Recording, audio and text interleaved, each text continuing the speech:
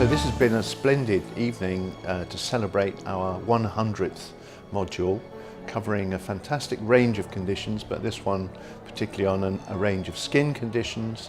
It's been a very successful project. We're looking forward to getting a good response to it. I was very loosely involved in the very beginnings of DIPEX and Health Talk. And so I certainly was around for number one. It is staggering that we've now got 100 conditions that are being dealt with through DIPEX and Health Talk. It's a sensational achievement, and we've got to build on it still further. I'm still a fan.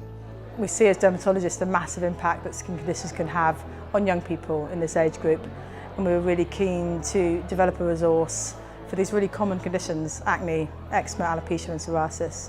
And although we knew they would have some quite different and unique experiences to each condition, we also thought it'd be really interesting to have the same researcher kind of covering all 4 conditions and to see similar themes and hopefully, work out how these could be made to improve the way we are as dermatologists and for this age group with a multitude of different problems. So it's definitely not something you would talk to somebody about it. I think basically because if you do have acne that's bad enough for people to notice, you're probably not going to want to talk about it. So in a way, it would be a good idea to use the social network to spread the word about what's here on this site. Exactly. Yeah.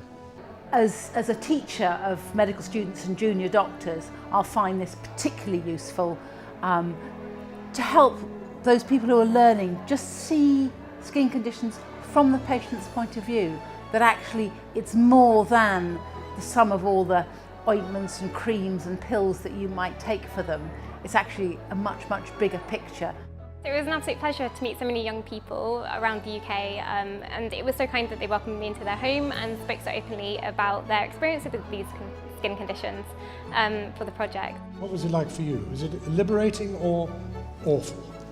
Liberating, to be honest. I personally done it so that other young people who have suffered from eczema or the other conditions can kind of relate, if that makes sense. Mm-hmm. A resource like this is fantastic for patients. They can come to their GPs or to their specialist and get advice about treatments, but there's still a huge gap that needs to be filled about actually how do you live with these conditions. My own mother had alopecia, which is one of the conditions that is dealt with, and it really did affect her life very, very deeply. And I think through what's on this site, anybody who's related to or is a friend of anybody with that kind of a condition, they'll learn so much, and really life is normal. Those things which make life look abnormal are nothing. You've just got to get on and accept the person for who they are. It can also be very difficult for people, including friends and family, to understand how detrimental it can be to your self-esteem and mental health and things like that. So that's why I believe that this site will be very important, not just for the people suffering from the skin conditions, but also friends and family who can read and understand that it's not just that single person in an isolatory kind of way, that it will be it's other people going through the same kind of thing. They can go online anytime, 24 hours a day, 7 days a week, and hear about the experiences of people like them, and also potentially different experiences that they might not have thought of. So people that are at school that want to know what it's going to be like going to university. It's a real pleasure that this particular project on skins turns out to be the 100th module that we've done on Health Talk. And that's because the application was written with Tess McPherson, consultant dermatologist, and she was of course daughter of Anne McPherson, who was the founder of the whole DIPEX project way back at the end of the last century. Anne McPherson was an exceptional person. She was able in a way to bring in all sorts of people and get their shoulders to the wheel. It is a wonderful thing that her legacy is 100 sites.